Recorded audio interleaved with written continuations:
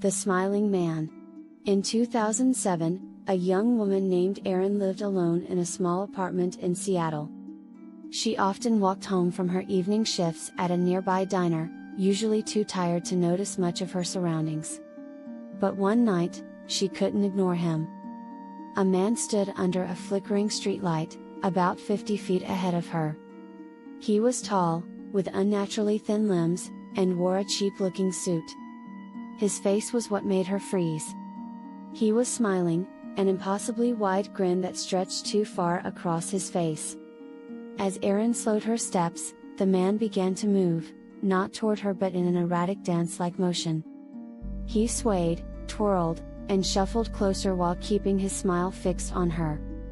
Panicked, Erin turned and started walking quickly back toward the diner. She could hear his footsteps picking up pace behind her. "I don't want to hurt you," he called out, his voice sing-song but chillingly flat. "I just want to see you smile." She broke into a sprint, her heart pounding as she rounded the corner and saw the diner lights ahead. The moment she burst through the door, she turned to look outside.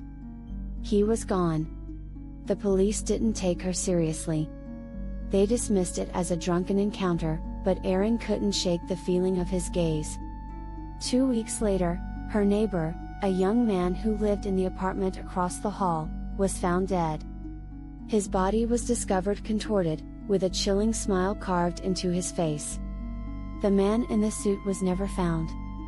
Don't forget to like, comment and subscribe for more Chilling Truths content.